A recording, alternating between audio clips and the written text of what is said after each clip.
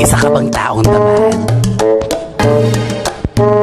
Yung pinapabangon ka na dahil tanghali na, pero humihingi ka pa ng extra 5 minutes. Yung inutusan ka, tapos sasagot ka pa, mamaya na. Yung kaya mo namang gawin, pero ipinapagawa mo pa sa iba. Yung magagawa mo naman ngayon, pero pinagpapabukas mo pa. Yung iaabot mo na lang yung isang bagay, pero ihagis mo pa. Yung may kapalit na nga yung inuutos sa'yo, pero umiiral pa rin yung katamaran mo. Kung lahat ito nararanasan mo, isa kang certified na tamad.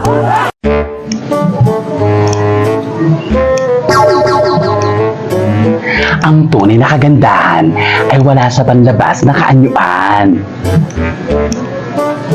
kundi nasa 500. Watch this.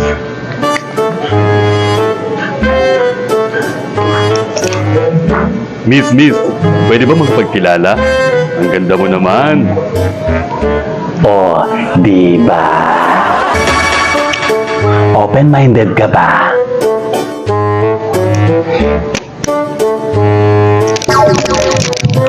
Gusto mo bang kumita nang hindi ka napapagod? Yung kain tulog ka lang, pero may pera ka.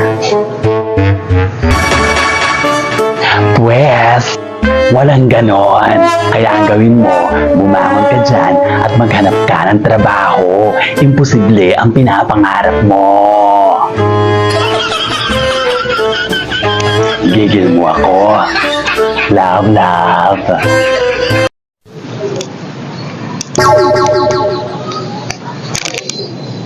Isa sa realidad ng buhay.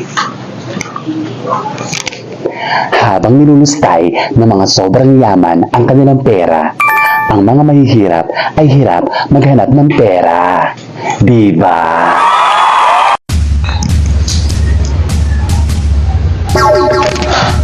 Ang buhay ay pwedeng ihalin tulad sa pagre-reels. Kailangan natin gumawa ng mga quality decisions para sa maayos at maunlad na buhay. Kailangan natin maging consistent, na maging masipag, matyaga at determinado na maabot natin ang ating mga pangarap.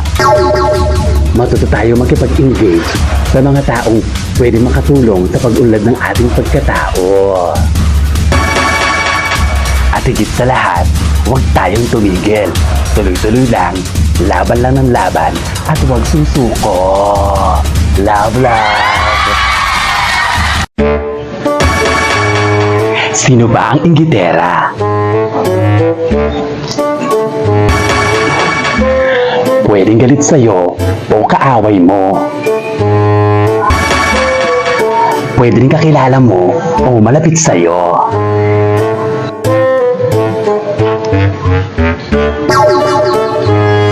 At pwede rin ikaw. Isa ka bang content creator na gusto na sumuko at tumigil? Yung post ka ng post ng content mo, pero kakaunti lang yung mga reacts, comments, views, at madalas walang share. Yung makikita mo yung marami mga nag-unfollow kaysa sa mga nagpa-follow. Yung mabibigla ka na may violation ka pala, pero alam mo namang wala kang mali.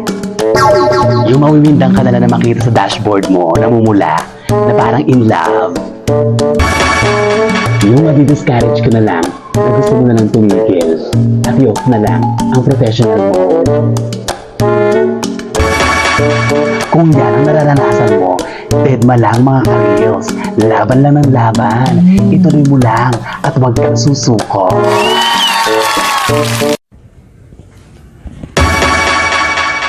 Isa ka bang taong inggitera?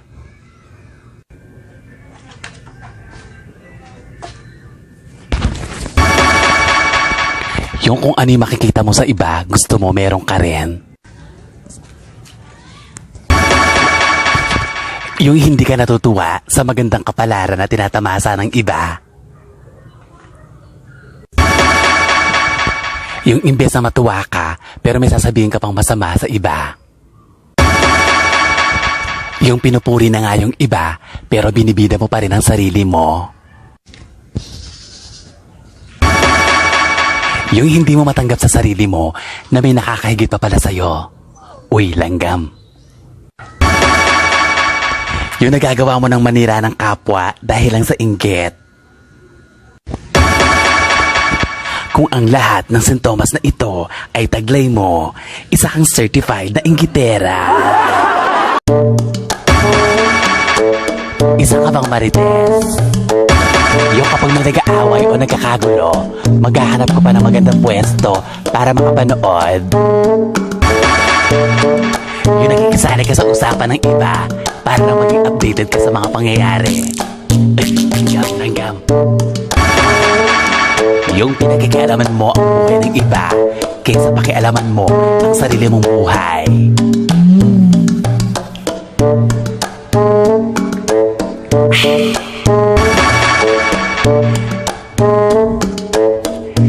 Yung palagi kang nakamatid sa paligid mo para makakuha ka ng scoop para sa headline mo bukas.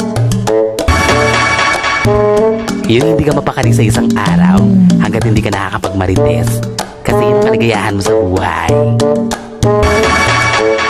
Kung yan ang pinagkakabalahan mo sa araw-araw, isa kang certified na marites.